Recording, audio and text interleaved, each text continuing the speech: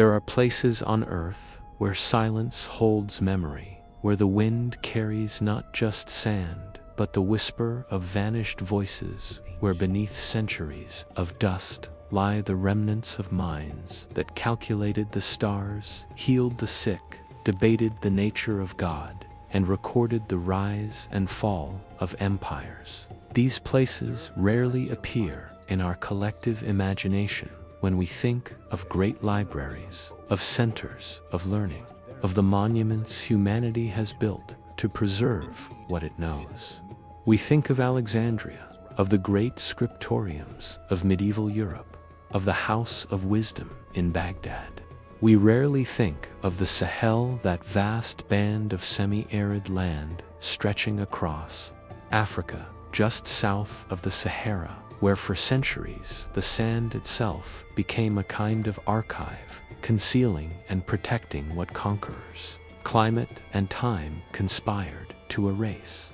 This is the story of the lost desert libraries of Africa, of the manuscripts that survived against impossible odds, and of the people who loved knowledge enough to bury it, hide it, smuggle it through war zones, and pass it down through generations, even when they could no longer read the words their ancestors had written. It is a story about what we choose to remember and what we allow ourselves to forget about the fragility of civilization and the stubborn persistence of human curiosity about how empires built on gold ultimately measured their worth in ink. To understand these libraries, we must first journey backward to a time when the Sahara was not a barrier but a highway, when caravans laden with salt and gold crossed the desert as routinely as ships crossed the Mediterranean. When the cities of the Sahel were nodes in a vast network of exchange that connected sub-Saharan Africa to the Islamic world and beyond. This was the world of the great West African empires, Ghana and Mali, and Songhai powers, whose wealth became legendary even in distant Europe, whose kings commanded armies numbered in the hundreds of thousands, whose merchants grew rich on trade, routes that stretched from the Atlantic coast to Mecca and beyond. But these empires were built on more than military might and commercial cunning. They were built on knowledge, on the recognition that learning itself was a form of wealth, perhaps the most precious form, because, unlike gold, it could not be stolen without the consent of those who possessed it, and once acquired it, could never truly be lost as long as someone remembered. The rise of these libraries begins in earnest during the 11th and 12th centuries, as Islam spread southward across the Sahara, carried not by armies but by traders and scholars, by men who understood that the Quran itself commanded the pursuit of knowledge, that the Prophet had said to seek learning even unto China, that literacy was not merely practical but sacred. The madrasas and universities that emerged in cities like Timbuktu, Jengao, and Walata were not pale imitations of institutions elsewhere, but vibrant centers of original thought, places where scholars from across the Islamic world came to study and teach, where local African intellectual traditions merged with Arabic learning to create something unprecedented. The University of Sankar in Timbuktu, established in the 14th century, would eventually house thousands of students. Its reputation for excellence in law, astronomy, and mathematics spreading as far as Cairo and Damascus. Scholars would travel for months, even years, across desert and savanna to sit at the feet of renowned teachers, to debate points of theology and philosophy, to copy rare manuscripts by hand in the patient, meditative labor that characterized medieval learning everywhere. What drove this flourishing was partly the extraordinary wealth of the region, wealth that could fund the leisure necessary for scholarship, that could support a class of people whose primary occupation was not farming or fighting, but thinking and writing. The Mali Empire, under Mansa Musa, in the 14th century, controlled gold mines that produced perhaps half the world's supply of the precious metal. A concentration of wealth so vast that when Musa made his pilgrimage to Mecca in 1324, his lavish spending in Cairo temporarily destabilized the region's economy, flooding the market with so much gold that its value plummeted. But Musa understood that gold alone did not make a civilization great. On his return from Mecca, he brought with him scholars and architects, books and ideas, a determination to transform his capital into a center of learning that would rival anything in the Islamic world.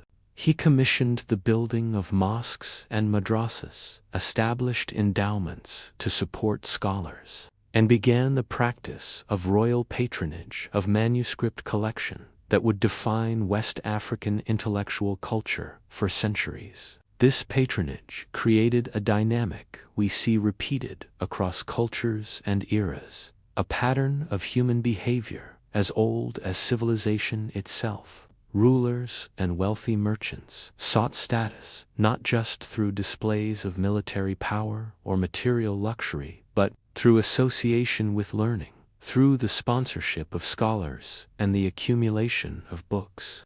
To possess a great library was to possess a kind of immortality, to ensure that one's name would be remembered not just as a conqueror or traitor, but as a patron of wisdom. We see this same impulse in the Ptolemies building the Library of Alexandria, in the Abbasid caliphs creating the House of Wisdom in Baghdad, in the Medici supporting Renaissance scholarship in Florence. There is something deeply human in this desire to be remembered for what we preserved, and promoted rather than merely for what we conquered or consumed, a recognition that our highest achievements lie not in domination but in understanding.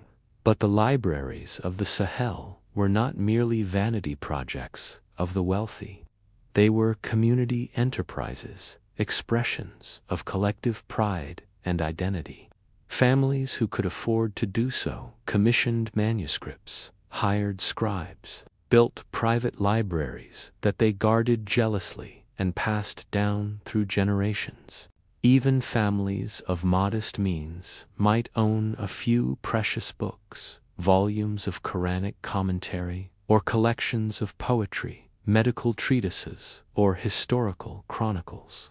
These books were cherished not just for their content, but as physical objects, as tangible links to ancestors, as proof of a family's learning and piety. The possession of books conferred prestige, marked one's household as educated, connected one to a lineage of scholarship that stretched back through time. Children grew up surrounded by these manuscripts, even if they could not yet read them, absorbing the reverence with which they were treated, understanding that these were objects of power and value, that they represented something worth protecting. The scholars and scribes who created these manuscripts worked in conditions we might find difficult to imagine, laboring by candlelight, or in the fierce brightness of the desert sun, copying texts word by word, line by line, in a process that demanded absolute concentration and physical endurance.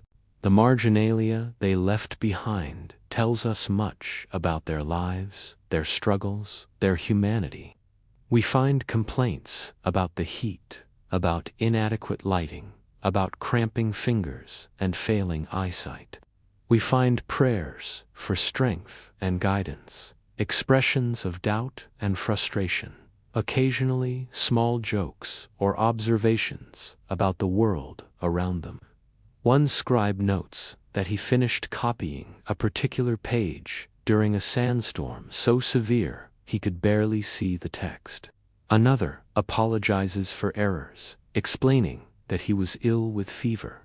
These small human details, preserved accidentally in the margins of serious scholarly works connect us across centuries to people who felt cold and heat and weariness, just as we do, who persevered in their work despite discomfort and difficulty, who found meaning in the act of preservation itself. The tradition of manuscript culture in West Africa was distinctly African in ways that are easy to overlook if we focus only on the Arabic language of many texts. While Arabic served as the lingua franca of scholarship, much as Latin did in medieval Europe, local languages and traditions permeated the intellectual life of the region. The practice of Ajami, writing African languages like Hausa, Fulani, Wolof, and Songhai using Arabic script, allowed for the preservation of local knowledge, folklore, history, and poetry that might otherwise have remained purely oral. This created a unique synthesis, a blending of the Islamic scholarly tradition with indigenous African ways of knowing and remembering. Oral and written traditions existed not in opposition but in complement, with griots and written historians both playing essential roles in preserving the past, with some knowledge deemed appropriate for books and other knowledge reserved for oral transmission, passed down through carefully controlled lineages of master to student. This synthesis reflects a sophisticated understanding that different forms of knowledge require different modes of preservation, that writing is not inherently superior to oral tradition, but rather suited to different purposes. Mathematical calculations and astronomical tables, legal codes and medical formulas benefit from the precision and permanence of writing, but the nuances of performance, the rhythmic power of epic poetry, the contextualized wisdom that depends on knowing the student and the moment, these, perhaps, are better preserved through living transmission, through the breath and voice and presence of the teacher. The libraries of Timbuktu held both written treatises on music and poetry, alongside the living tradition of musicians and poets who performed in the courts and marketplaces. And this combination made the city's intellectual life richer than either tradition could have achieved alone. As these libraries grew over the centuries, as manuscripts accumulated in family compounds and institutional collections, as the reputation of West African scholarship spread throughout the Islamic world and beyond, the question of what exactly these libraries contained becomes crucial to understanding their significance.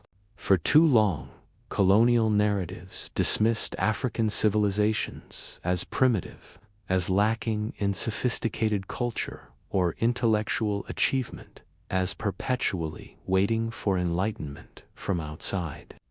The manuscripts of Timbuktu and the other Sahelian cities give the lie to these narratives so comprehensively that one wonders how such myths could ever have persisted in the face of evidence. But of course, the manuscripts themselves were often hidden or dismissed their existence, denied or their importance minimized, because to acknowledge them would have required acknowledging the rich intellectual traditions they represented, the complex civilizations that produced them, the fundamental equality of human curiosity and intelligence across cultures that they demonstrated beyond any possibility of doubt. The range and sophistication of these manuscript collections staggers the imagination. Timbuktu alone, at its peak, may have held between 400,000 and 700,000 manuscripts, a collection rivaling or exceeding the great libraries of medieval Europe. These were not simply copies of texts produced elsewhere, but included substantial original scholarship works of mathematics and astronomy that pushed the boundaries of what was known medical treatises that combined Greek and Islamic learning with detailed knowledge of local plants and healing practices. legal commentaries that grappled with the application of Islamic law to specifically African contexts, historical chronicles that recorded the deeds of kings and the flow of dynasties with careful attention to evidence and chronology. The sheer variety of subjects covered speaks to an intellectual culture that recognized no boundaries to legitimate inquiry, that understood knowledge as unified rather than fragmented, that saw the study of the heavens and the study of grammar, the art of healing and the art of governance, as all part of the same grand enterprise of understanding the world and our place within it. The astronomical manuscripts deserve particular attention as they reveal the practical sophistication of Sahelian science.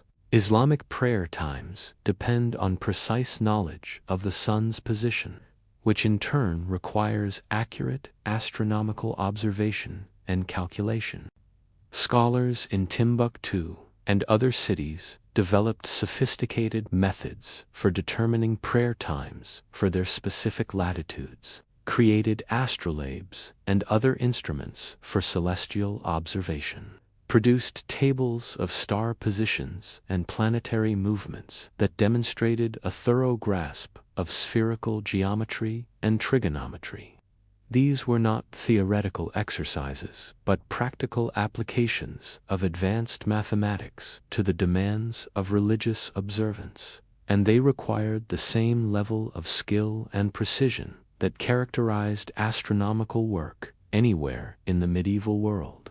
The fact that this work was done in Africa by African scholars using both imported knowledge and original insights should not surprise us. But given the persistence of racist assumptions about African intellectual capacity, it apparently still does surprise many people when they first encounter evidence of this sophisticated scientific tradition.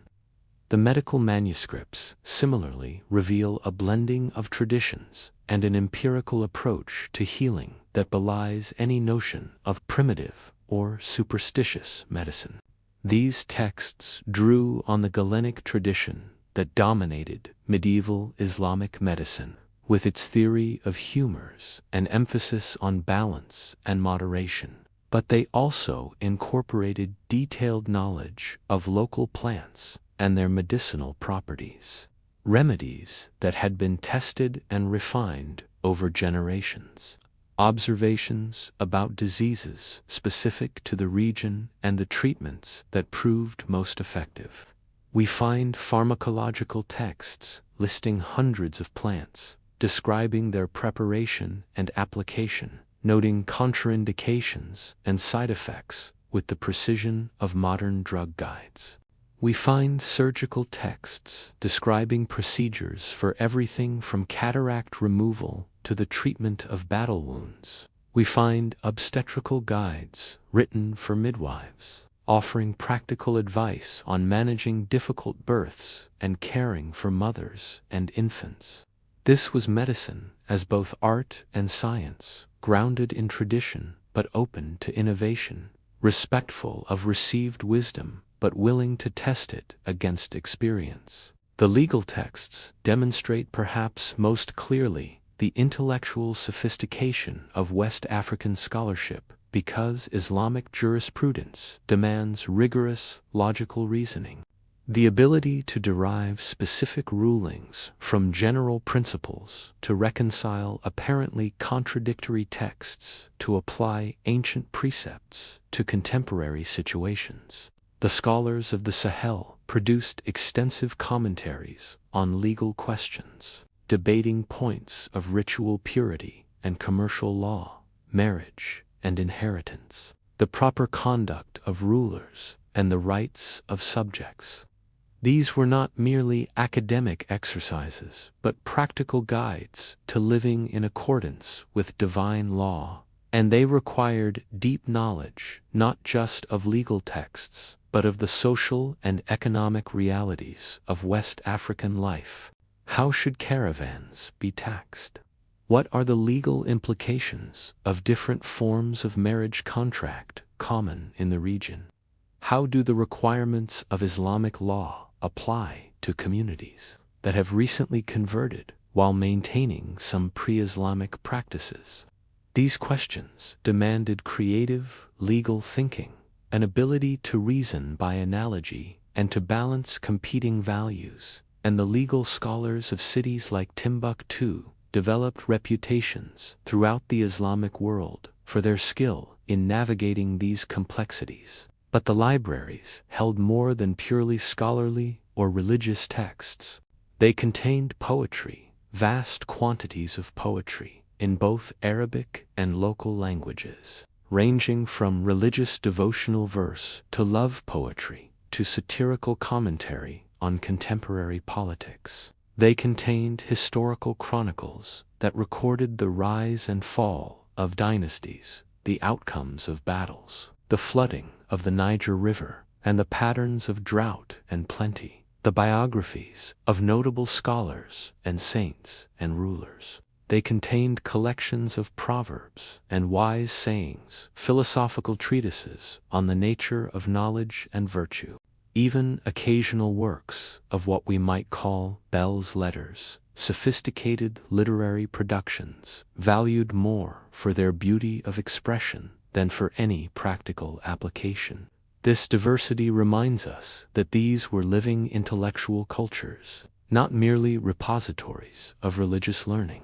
That the people who created and used these libraries were interested in the full range of human experience and expression.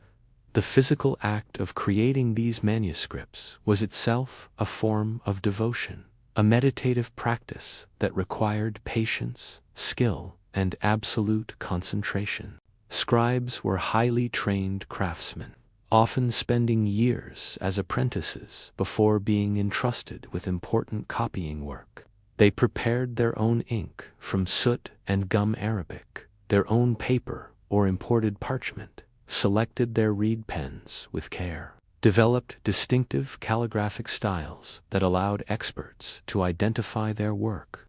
The best manuscripts were works of art with elaborate decorative borders, illuminated chapter headings, careful attention to spacing and proportion that made the text beautiful to look at as well as meaningful to read. This aesthetic dimension was not mere ornamentation, but reflected a theological principle, the idea that the beauty of the book honored the knowledge it contained, that the effort invested in creating something beautiful was itself a form of worship, a recognition that human craft could participate in and reflect divine creativity. This understanding of the manuscript as a sacred object imbued with both practical and spiritual value explains why families would guard these books for generations, why they would go to extraordinary lengths to preserve them, why the loss of a library was experienced not just as the destruction of property, but as a profound spiritual and cultural catastrophe. The manuscript was not just a container of information that could, in principle, be replaced by copying the same text again.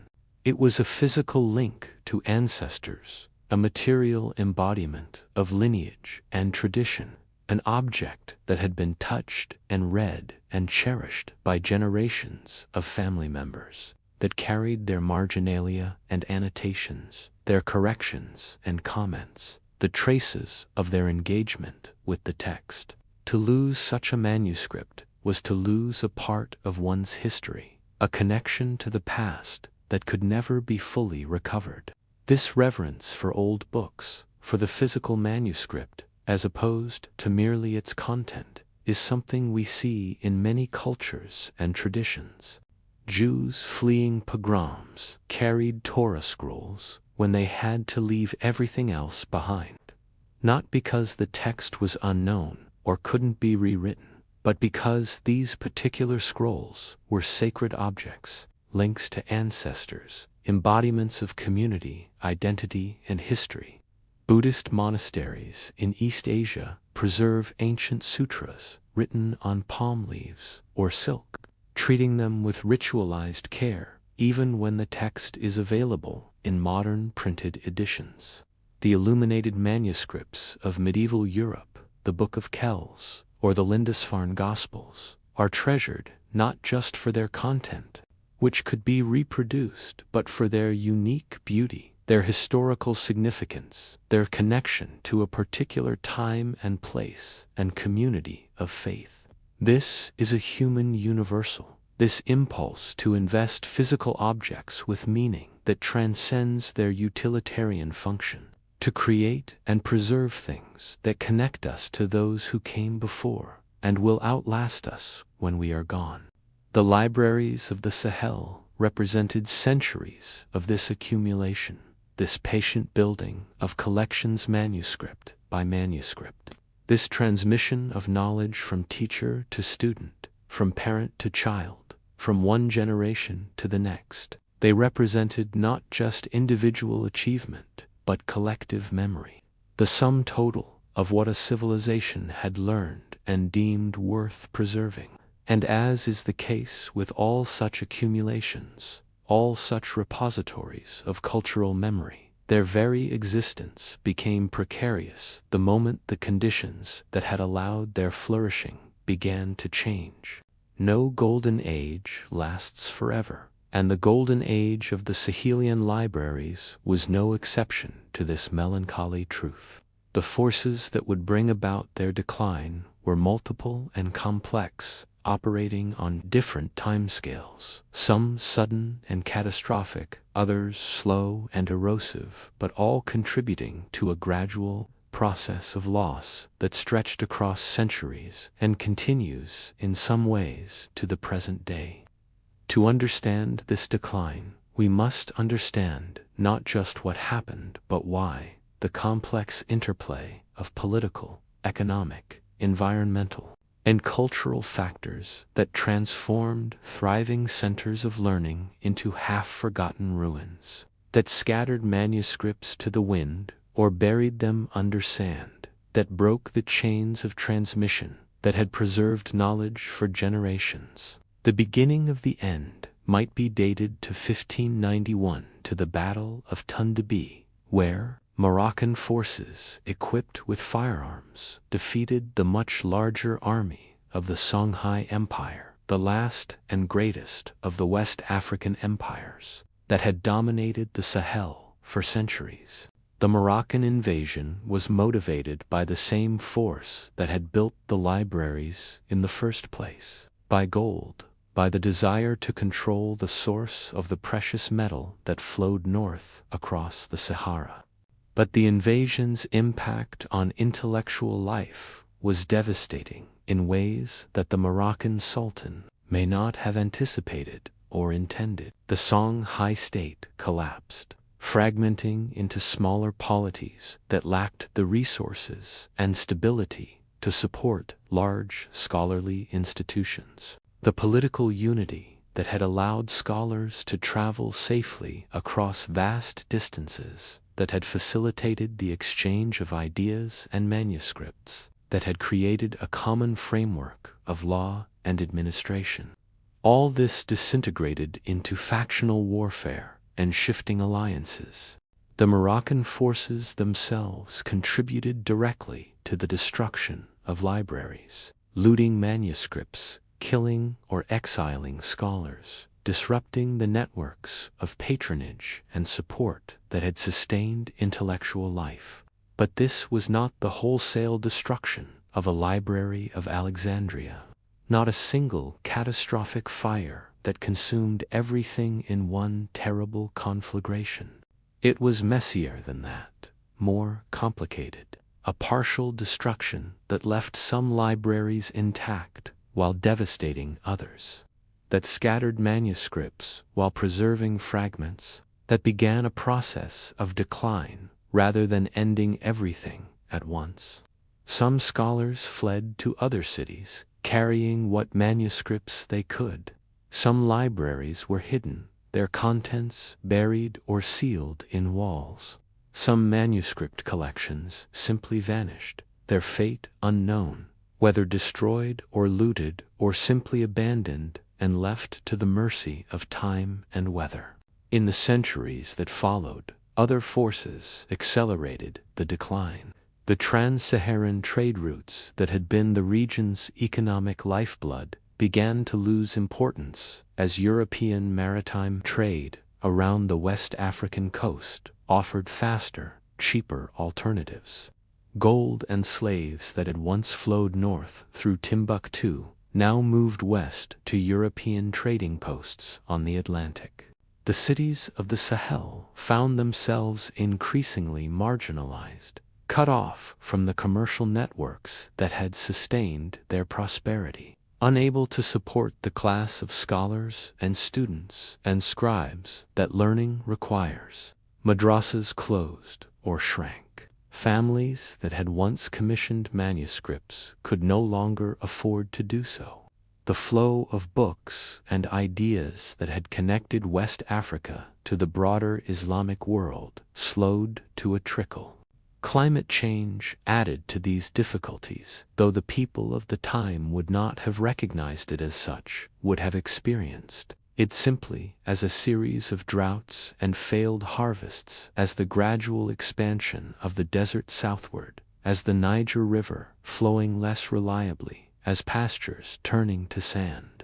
Modern climate research has documented the desertification of the Sahel, the drying trend that has made the region more arid, more marginal, less capable of supporting large populations and the urban civilization they make possible.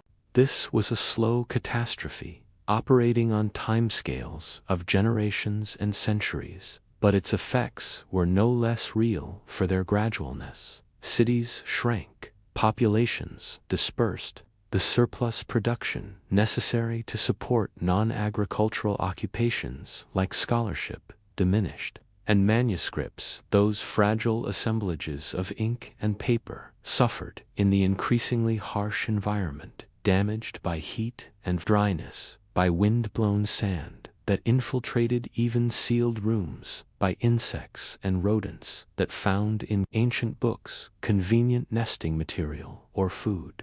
The colonial period brought new forms of destruction and neglect, perhaps more insidious than outright warfare because they struck at the cultural legitimacy of West African learning itself. French colonial administrators and missionaries viewed Arabic and Islamic scholarship with suspicion at best, actively suppressing it at worst.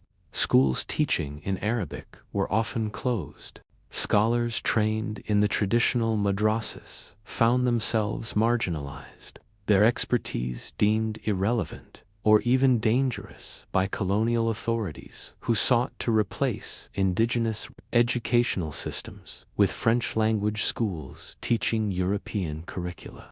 The message was clear, if often unstated. The knowledge preserved in these manuscripts, the traditions they represented, the civilizations that had produced them, all this was obsolete, primitive, something to be left behind in the march toward European-style modernity. This cultural devaluation had practical effects on preservation. If the manuscripts were seen as relics of a superseded past, why invest resources in preserving them? Colonial governments certainly did not, and local communities, struggling with poverty and disruption, often lacked the means to maintain collections, even if they retained the will to do so. Families that had guarded manuscripts for generations sometimes found themselves in desperate circumstances, forced to choose between preserving their heritage and feeding their children. The market for manuscripts among European collectors created perverse incentives, with valuable texts sometimes sold page by page to tourists, broken apart and dispersed, their integrity as coherent works destroyed in the scramble for immediate cash. The psychology of this period was complex and painful.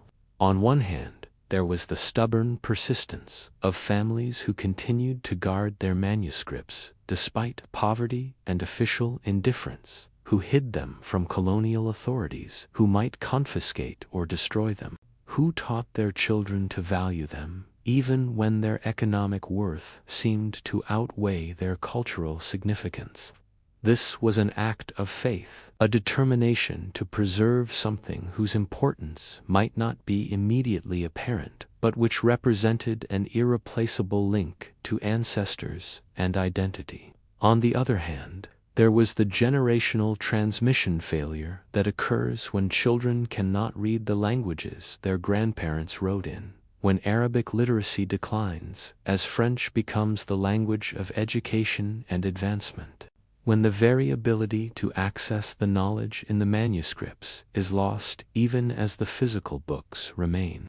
This pattern of decline, gradual but relentless, might have continued until the libraries vanished completely, until the manuscripts crumbled into dust or were sold off piece by piece, until the whole rich tradition they represented became a footnote in histories written by outsiders. But history is not linear, and decline is not always permanent. In the second half of the 20th century, as African nations gained independence and began the difficult work of reclaiming their histories and identities, new attention turned to the manuscripts of the Sahel, and a new chapter in their story began. The independence era brought a renewed sense of cultural pride and a determination to preserve African heritage that colonial authorities had neglected or actively suppressed. Scholars and community leaders in Mali and other Sahelian countries began systematic efforts to catalog and preserve manuscript collections, to establish institutions dedicated to their study, to train a new generation of conservators and scholars. The Ahmad Baba Institute of Higher Learning and Islamic Research, founded in Timbuktu in 1973, became the flagship of these efforts, bringing together manuscripts from various collections, providing climate-controlled storage, attracting international funding and expertise. UNESCO designated the Old City of Timbuktu a World Heritage Site, recognizing its historical significance and creating frameworks for preservation and restoration. These efforts represented a kind of rediscovery, though that term requires careful examination. The manuscripts had never been truly lost, not to the families who had guarded them through centuries of upheaval, not to the local scholars who had continued to study them despite poverty and official indifference. What was new was outside recognition, particularly from the Western academic world and international institutions. Acknowledgement that these manuscripts represented a heritage of global significance, that their preservation mattered not just to the descendants of those who had created them, but to anyone interested in the history of human knowledge and culture. This recognition brought resources, but it also brought complications, ethical questions about ownership and access, about who had the right to study and interpret these texts, about whether preservation meant keeping manuscripts in Timbuktu under difficult conditions or moving them to better-equipped facilities elsewhere. The work of preservation proved technically challenging and expensive. Centuries of neglect had left many manuscripts in fragile condition, their pages brittle and crumbling, their ink faded, their bindings disintegrating. The environmental conditions in the Sahel remained harsh, with heat and dryness and wind-blown sand continuing to threaten even manuscripts in supposedly protected storage. Traditional storage methods, which had often worked surprisingly well, sometimes proved inadequate as collections grew and were consolidated. Climate-controlled facilities required electricity and maintenance, both expensive and unreliable in a region where infrastructure remained underdeveloped. Digitization offered a way to preserve the content of manuscripts, even if the physical objects continued to deteriorate, but it raised its own questions about whether a digital scan could truly capture everything significant about a manuscript. Whether the physical object's materiality, its age, and where the traces of hands that had held it, all the qualities that made it not just a text but an artifact, could be adequately represented in purely digital form. The families who owned many of these manuscripts faced difficult decisions. The establishment of institutions like the Ahmad Baba Institute created opportunities to ensure professional preservation. But it also meant relinquishing family control over texts that had been private property for generations. Some families willingly contributed their collections, seeing this as the best way to ensure the manuscript's survival and to make their contents available to scholars. Others held back, either from suspicion of outside institutions or from a sense that these were family treasures, not to be shared, or simply from the practical recognition that maintaining ownership gave them some leverage, some claim to participation in decisions about how the manuscripts would be used and studied. This was not unreasonable caution, but reflected hard-earned wariness of outsiders, who claimed to be acting in the community's interest while pursuing their own agendas. Western researchers and institutions approached these collections with a mixture of genuine scholarly interest and what might be called rescue fantasies. The assumption that without outside intervention these manuscripts would inevitably be lost, that local people lacked the expertise or resources to preserve their own heritage. This attitude, however well-intentioned, recapitulated colonial patterns of thought, the notion that Africa needed to be saved from itself, that African cultural heritage was too important to be left in African hands. The reality was more complex. Local scholars often had deep expertise in the content of manuscripts, could read scripts and languages that European researchers struggled with, understood the cultural and historical context in ways that no amount of academic training could fully replicate. What they sometimes lacked was not knowledge but resources, not commitment but funding, not interest but institutional support. The question became not whether outsiders should be involved, but on what terms, whether international cooperation could be structured in ways that respected local knowledge and agency while bringing needed resources to bear. The economic dimension of manuscript preservation raised its own set of ethical dilemmas.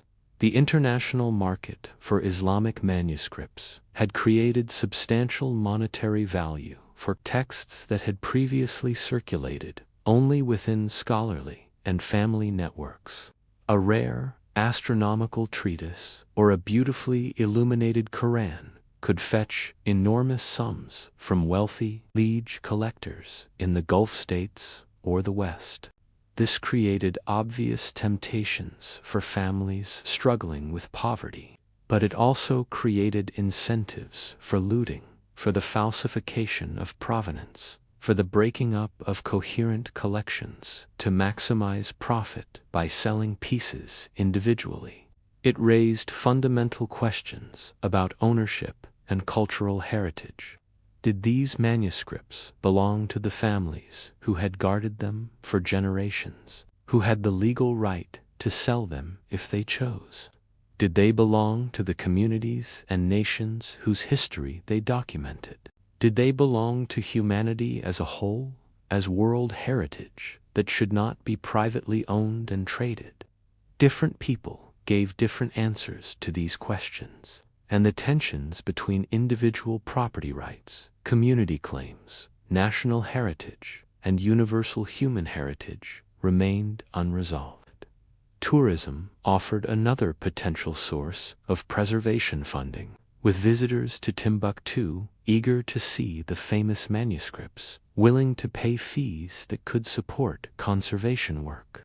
But tourism also brought risks, increasing wear on fragile documents, creating security challenges, establishing economic dependencies on a notoriously volatile industry. The threat of political instability was not hypothetical, but proved devastatingly real in the early 21st century, when a series of crises culminated in the occupation of northern Mali by Islamist militants in 2012 and 2013, bringing the manuscript collections face to face with their greatest threat in centuries.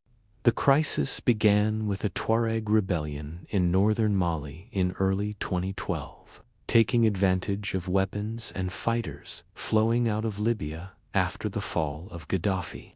The rebellion quickly became entangled with Islamist groups, including al-Qaeda affiliates and local militant organizations, who imposed harsh interpretations of Islamic law on the territories they controlled, including Timbuktu. The manuscripts faced a complex and unpredictable threat.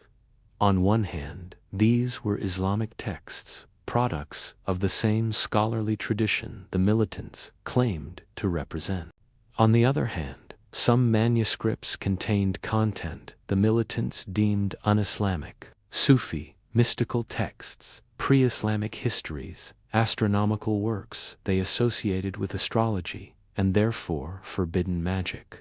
There was also the precedent of other conflicts where cultural heritage had been deliberately destroyed: the Taliban's demolition of the Bamiyan Buddhas, the Islamic State's destruction of Palmyra, acts of iconoclasm aimed at erasing histories that did not conform to narrow ideological visions. What happened next demonstrated both the worst and the best of human behavior under extreme pressure. Some manuscripts were indeed burned by the militants. Irreplaceable texts reduced to ash in what seemed like a reenactment of the destruction of the Library of Alexandria that had haunted the Western imagination for centuries. But the vast majority of Timbuktu's manuscripts were saved through an extraordinary effort of courage and organization.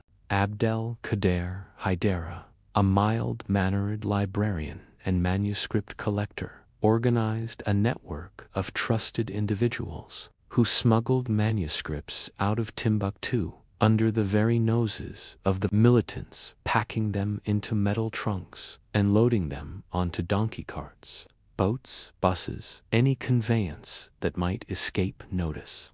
Over several months, they managed to move some 350,000 manuscripts to safety in Bamako, Mali's capital, in the south, hiding them in private homes and storage facilities, preserving them until it became safe to return them.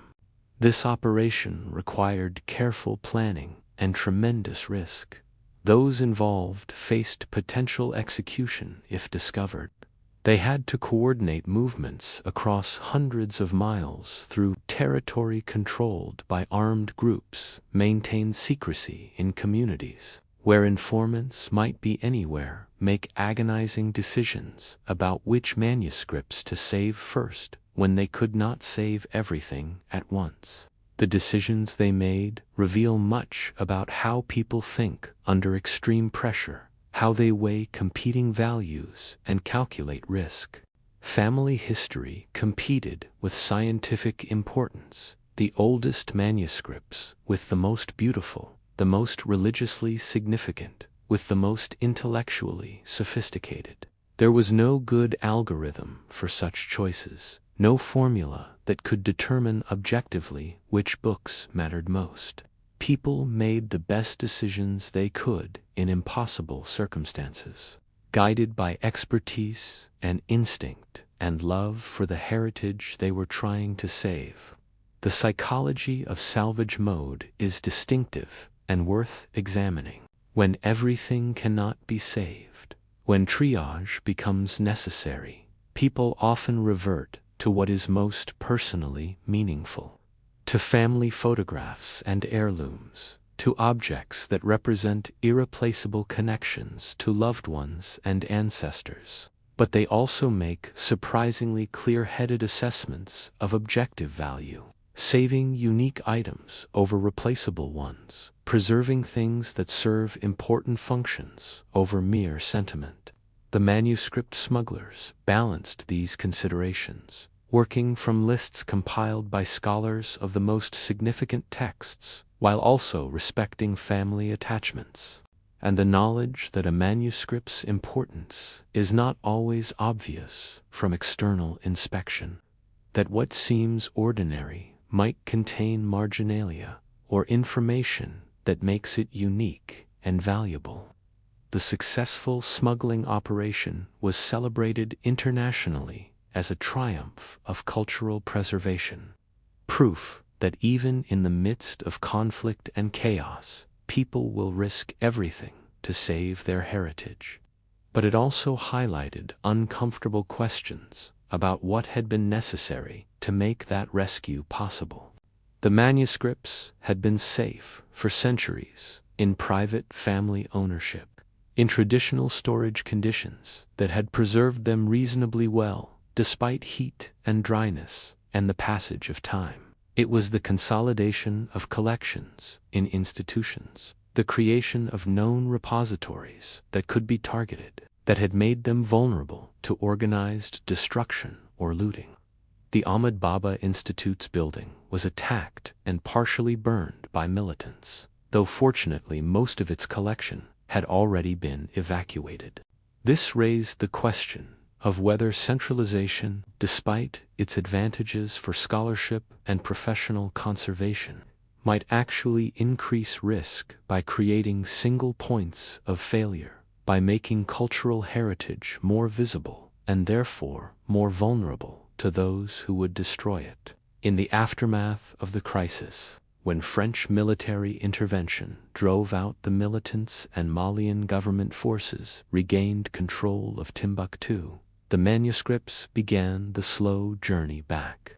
But the crisis had fundamentally changed the context of preservation. The vulnerability of the region was now undeniable. The threat of future conflict remained real.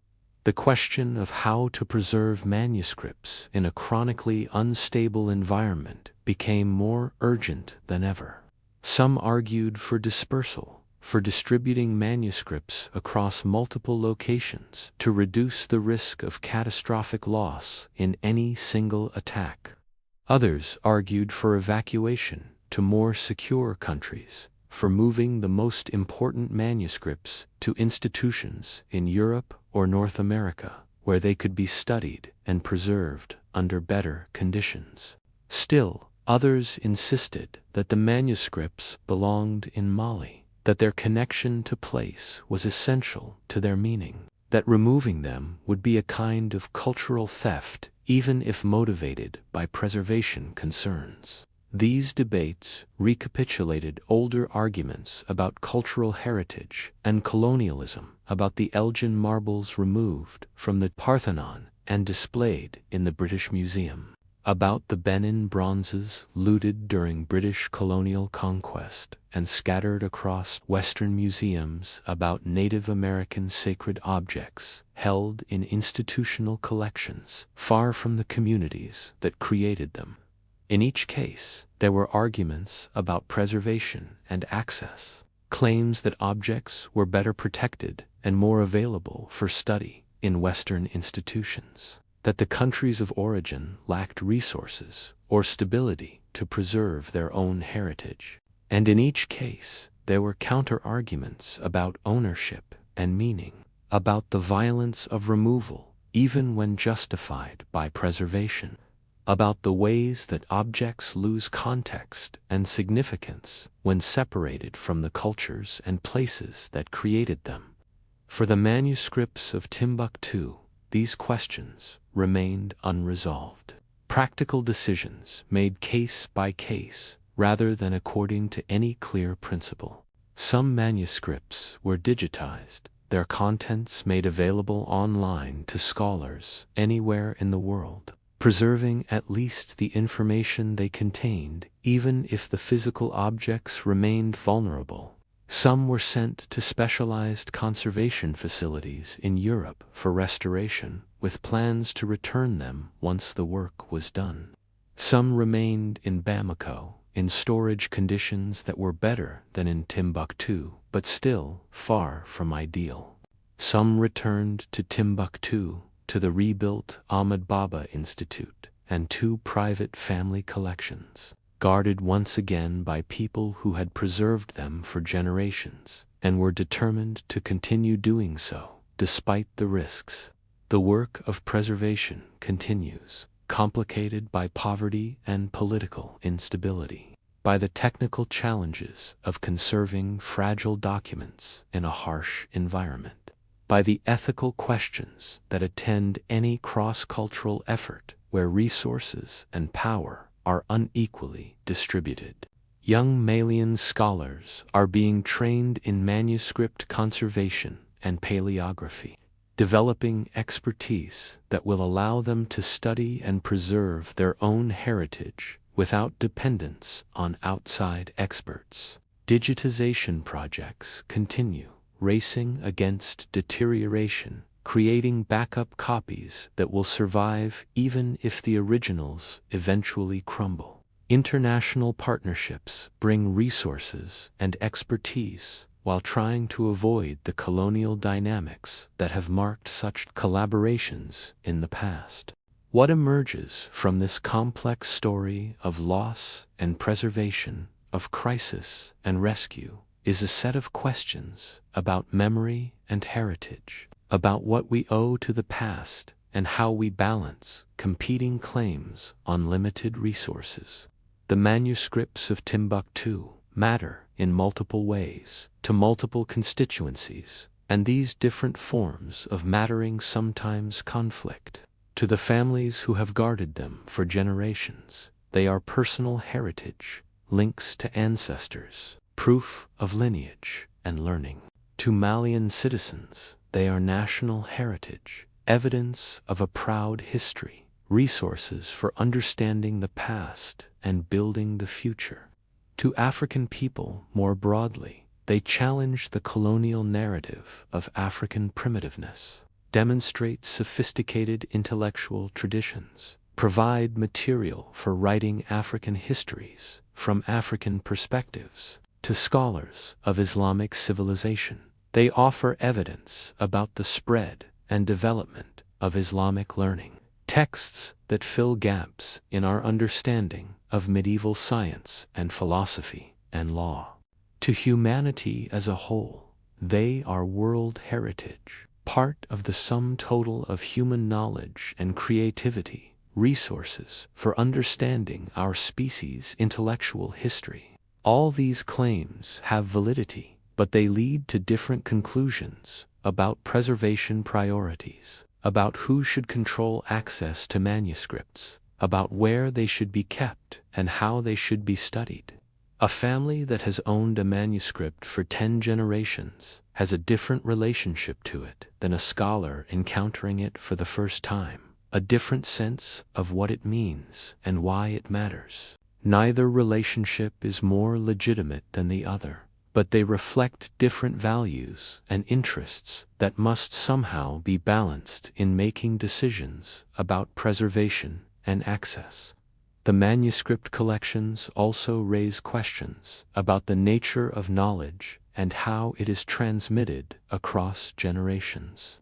The fact that many manuscripts survived because families guarded them even when they could no longer read them points to something profound about how we value heritage. The knowledge was not lost because the books physically remained, but in another sense it was lost because the ability to access it had diminished, because Arabic literacy had declined, because the scholarly traditions that could contextualize and interpret the texts had been disrupted. This suggests that preservation of physical objects, while necessary, is not sufficient for the preservation of knowledge, which also requires living communities of practice, people who can read and interpret and apply what the texts contain. The paradox of the libraries is that in some ways manuscripts were safer when they were less known, when they remained in private family ownership in obscure locations, than when they became internationally recognized heritage, housed in prominent institutions. Obscurity provided a kind of protection, invisibility, a form of security. But obscurity also meant that knowledge was not being used, that the manuscript's contents remained inaccessible to all but a tiny number of people with the language, skills, and local connections to access them. Making heritage visible and accessible creates vulnerability, but also creates value and justification for preservation efforts. This tension between security through obscurity and value through visibility runs through all heritage preservation work, particularly in unstable regions. As we reflect on this long and complicated story of the desert libraries, of their flourishing and decline and partial rediscovery, certain patterns emerge that connect this specific history to broader themes in how humans create and preserve knowledge across time. We see the centrality of patronage, the way that learning requires leisure and resources, that scholarship flourishes where it is valued and supported by those with wealth and power. We see the importance of networks, of connections that allow ideas and texts to circulate, of cosmopolitan spaces where different traditions can meet and synthesize. We see the fragility of these conditions. How quickly political instability or economic decline or climate change can disrupt the delicate ecology that sustains intellectual life. We see the tension between universality and particularity, between knowledge that travels and knowledge that is rooted in specific places and communities. The story of these libraries also tells us something about humans, psychology, about our deep need to preserve and transmit knowledge, to leave something behind that will outlast us, to connect with ancestors and descendants through the medium of the written word. The scribes who complained in marginalia about their cramping fingers, the families who buried manuscripts in the sand to protect them from invaders, the librarians who risked their lives to smuggle texts to safety, all were motivated by a sense that these objects mattered, that they were worth preserving at great cost and risk. This is not unique to West African manuscript culture, but represents something universal about human nature. Our capacity to value things beyond their immediate utility, to invest objects with meaning that transcends their physical form. There is also something to be learned about the nature of loss and recovery, about how history is remembered and forgotten, and sometimes rediscovered. The colonial narrative that Africa had no history, no civilization, no intellectual traditions was always false. But it was believed by many people, became embedded in educational systems and popular culture, shaped how Africans and non-Africans alike thought about the continent's past. The manuscripts of Timbuktu challenged this narrative materially, provided physical evidence that could not be easily dismissed, forced a reckoning with the sophistication of African civilizations that racism had obscured. But the rediscovery was partial, the recognition still incomplete, the manuscripts still sometimes treated as curiosities rather than as central documents of human intellectual history. This incompleteness of recognition, this sense that the importance of these libraries has not been fully absorbed into global consciousness, reflects broader patterns of whose knowledge counts, whose history is considered important, whose heritage is deemed worthy of preservation and study. The fact that most people could describe the Library of Alexandria but have never heard of the libraries of Timbuktu is not an accident of history, but a product of particular decisions about what to teach and celebrate about which pasts to remember and which to allow to fade into obscurity. Changing these patterns requires not just preserving manuscripts, but changing narratives, telling different stories about the past, insisting on the inclusion of African intellectual history in accounts of human achievement. The desert, in this story, plays a complex role as both destroyer and preserver. The harsh climate damages manuscripts. The wind-blown sand infiltrates storage spaces. The heat and dryness make preservation technically challenging. But the desert also preserved what might otherwise have been lost, buried manuscripts that survived for centuries. In the sand, isolated communities, in ways that protected them from some of the upheavals that destroyed libraries elsewhere created. Conditions that discouraged casual looters, even as it made conservation difficult. There is something fitting about this ambiguity, this dual nature of the desert as hostile and protective, as both the threat to the libraries and the context that made their preservation possible. As the story draws toward its close, as the immediate crisis of the 2012-2013 occupation recedes into the past, the question becomes what happens next. Whether the current generation of preservationists can succeed in stabilizing these collections, in ensuring that the manuscripts survive for future generations to study and cherish. The challenges remain formidable, the resources inadequate, the political and economic situation unstable. But there is also reason for hope in the dedication of people who continue this work, in the young scholars being trained in conservation and manuscript studies, in the international recognition and support that preservation efforts have attracted, in the digitization that creates backup copies and makes knowledge accessible even when access to physical manuscripts is difficult. The manuscripts that have survived have done so because people loved them, because they mattered enough that individuals and families and communities were willing to sacrifice to preserve them. This is true of all heritage that survives across centuries, all knowledge that is transmitted from one generation to the next. It survives not automatically, but because people choose to preserve it, because they invest time and resources and care in maintaining the physical objects and the living traditions that give those objects meaning.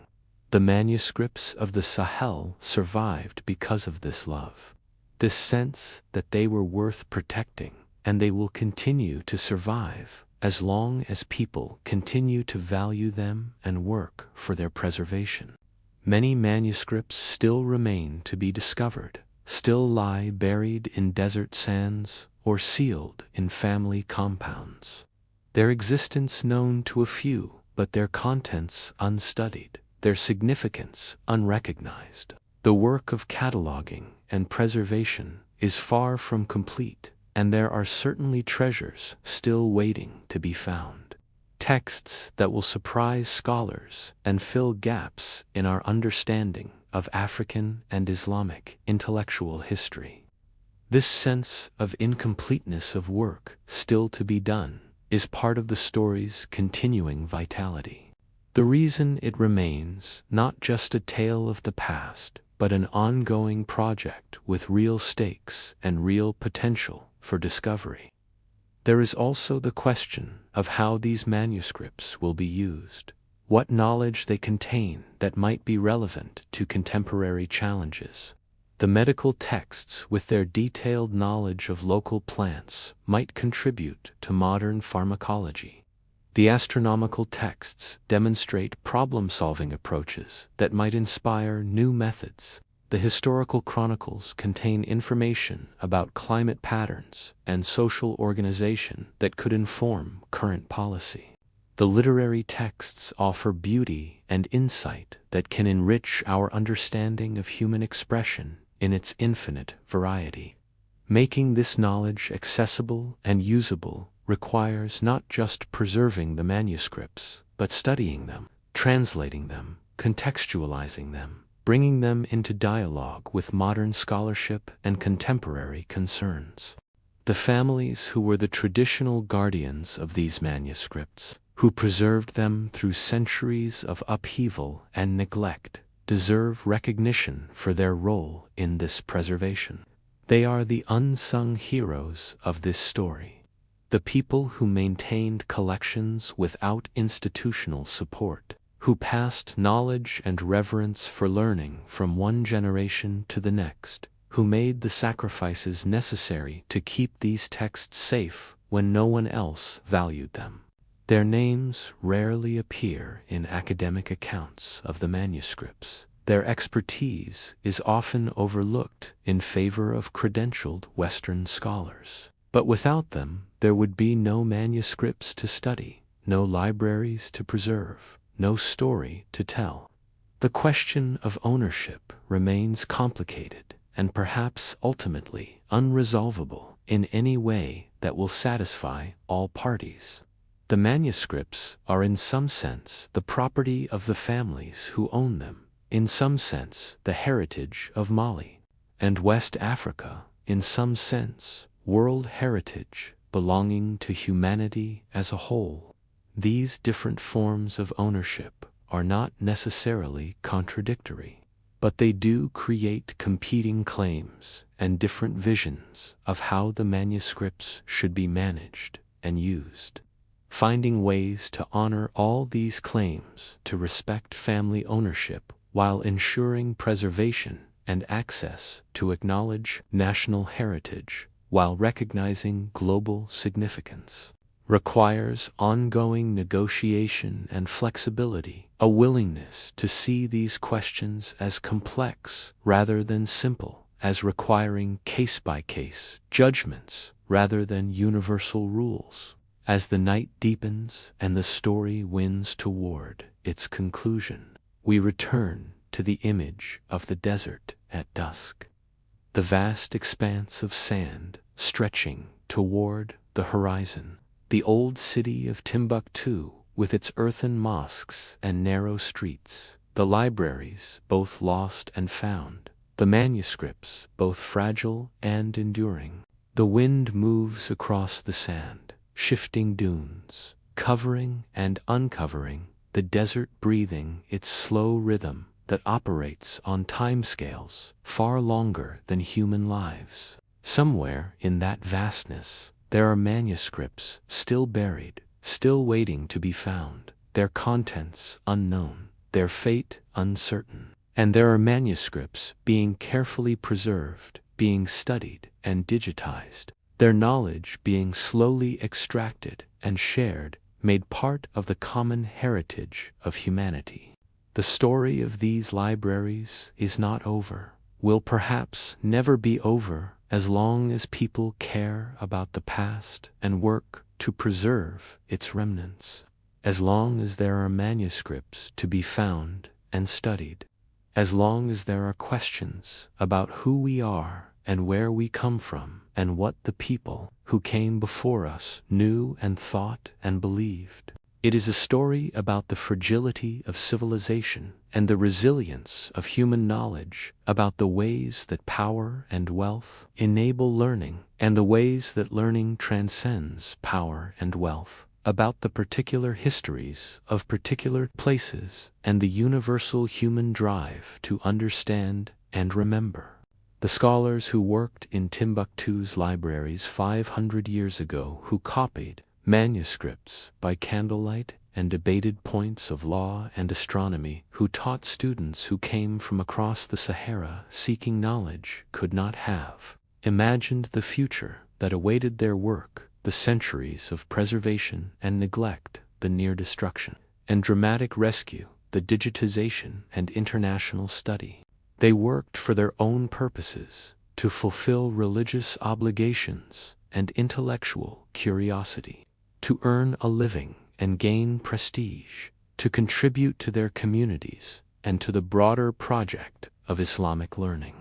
But their work outlasted them. and their immediate purposes became part of a heritage that means different things to different people in different times, that continues to generate new meanings and raise new questions centuries after they laid down their pens.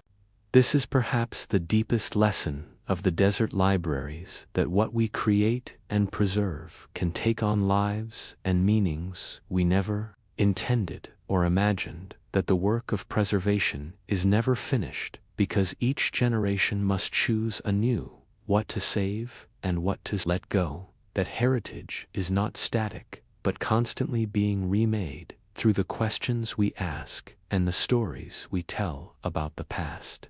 The manuscripts of Timbuktu have survived this long, not because they were invulnerable, but because people in each generation made choices to preserve them, to value them, to see in them something worth protecting.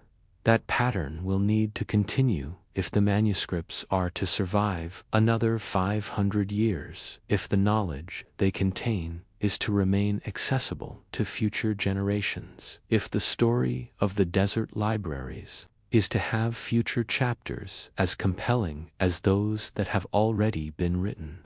In the end, we are left with the quietness of old books, the stillness of ancient words on yellowing pages, the sense of connection across time that manuscripts uniquely provide. When you hold a manuscript that was copied 500 years ago, you touch what the scribe touched, you see what the scribe saw, you participate in a chain of transmission that connects you directly to that long-ago person laboring in the heat to preserve knowledge they deemed important. This physical connection, this tangibility of the past, is part of what makes manuscript culture so powerful, so moving, so worthy of preservation. It reminds us that history is not abstract but concrete, not distant but immediate, not about anonymous masses but about individual human beings with names and families and hopes and struggles not so different from our own. The desert remembers, in its own way, holds in its sand the traces of civilizations that flourished and faded, of libraries built and lost, of knowledge created and preserved and transmitted across generations. And the manuscripts that remain, whether in climate-controlled storage or family compounds, whether digitized and accessible worldwide or still buried and waiting to be found, they too remember, carry forward the voices of people who believed that what they knew and thought and wrote mattered enough to preserve, that future generations would value what they left behind. In that belief, they were both right and wrong. Right that some would value it, wrong in assuming that preservation would be easy or automatic, that the chain of transmission would remain unbroken. But the fact that we are still telling this story, still working to preserve what remains, still finding new manuscripts and extracting new knowledge, suggests that their faith was not entirely misplaced, that what they created still matters, still speaks to us across the centuries if we are willing to listen. And so the story continues, as incomplete and ongoing as all stories about living heritage, about knowledge being actively preserved and studied and used. The lost libraries of the desert are being found, slowly and partially, manuscript by manuscript, scholar by scholar, generation by generation.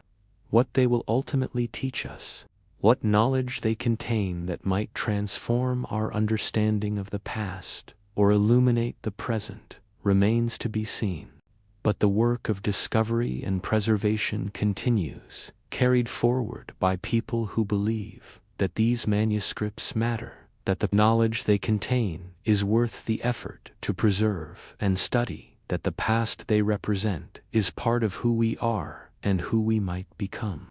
In that work, in that belief, the story finds its meaning and its hope, a testament to the enduring human commitment to knowledge, to memory, to the preservation of what matters across the vast and indifferent expanse of time.